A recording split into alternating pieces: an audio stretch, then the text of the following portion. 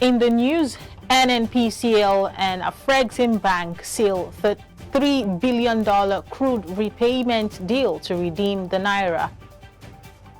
And uncertainty trails $3.2 billion customs modernization project over litigation. And NUATE suspends planned strike as NCAA DG promises to address demand. Manufacturers in dilemma over soaring fuel prices.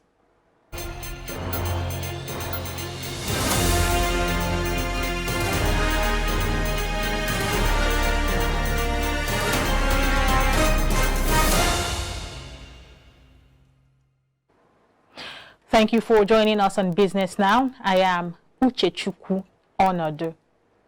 And the federal government secured a reprieve for the tumbling Naira on Wednesday, with the Nigerian National Petroleum Company Limited and the Afrexim Bank jointly signing a commitment letter and term sheet for an emergency $3 billion crude oil repayment loan.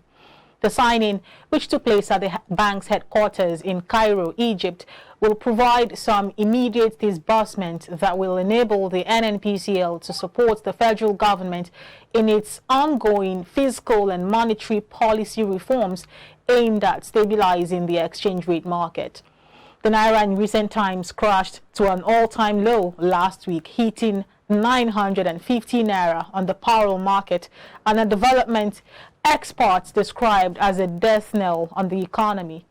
President Tinubu, since his inauguration on May 29th, has taken a cocktail of measures that have upset the economy in what analysts describe as too many iron bars in the fire at the same time. The NNPCL, however, explained that the deal is not a crude for refined product swap, but an upfront cash loan against proceeds from a limited amount of future crude oil production. The Nigeria Customs Service may have set aside the $3.2 billion customs modernization project, otherwise known as e-customs, over lingering litigation issues, as the service has announced a partnership with the World Customs Service to deploy geospatial intelligence at the nation's borders. Addressing newsmen in Lagos on Wednesday, the acting Customs Controller General Adewale Bashir Adeniyi said that due to the lingering court cases over the $3.2 billion e-customs project, he has not been talking much about it since he took over the reins of leadership of the service. Recall that in 2020, the Federal Executive Council approved the concession of the $3.2 billion automation project for NCS. The project was aimed at generating $176 billion in revenue. However, the commencement of the project was delayed over lingering litigation crisis between parties involved in the project. And the National Union of Air Transport Employees has suspended its planned strike over low salary wages following the intervention of the Director General of Nigeria Civil Aviation Authority, Captain Musa Nuhu. The union had on Tuesday directed its members, who are security officials at the airport and logistics subsector, to withdraw their services from Wednesday over poor wages. In a circular signed by the General Secretary Ocheme Abba and sent to the Director General, Civil Aviation Managing Director, Federal Airport Authority of Nigeria, Commissioner of Police Airports Command, the Airport Commandant Director, Department of State Service, Murtala Mohammed International Airport, Lagos, the union said that the withdrawal of service was inevitable.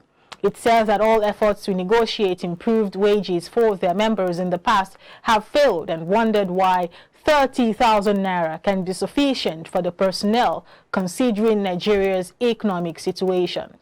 The DG of the NCAA, Nuhu, had appealed to the union to suspend the planned strike, promising to intervene and ensure their concerns are addressed. And manufacturers in Nigeria have expressed concern that current soaring fuel price is threatening their continued existence. They have therefore urged the federal government to rise to their defense and save the sector from total collapse in an already struggling economy.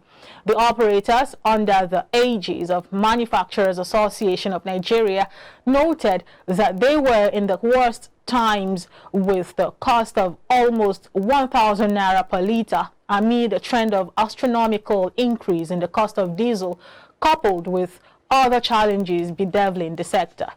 While lamenting the decision of GlaxoSmithKline to shut down its operations in the country after over 5 decades in business, MAN argued that such decision came out of the travails that many multinational firms have had to make in recent years with the adverse effect on the economy.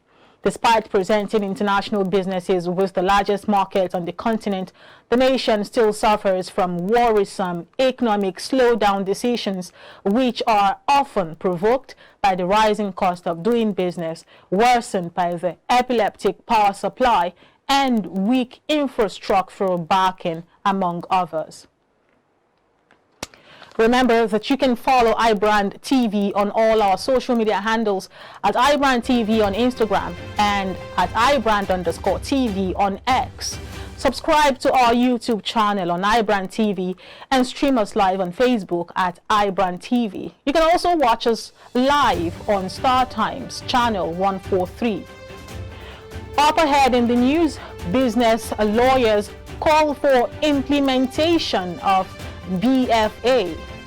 More details after this timeout. Stay with us.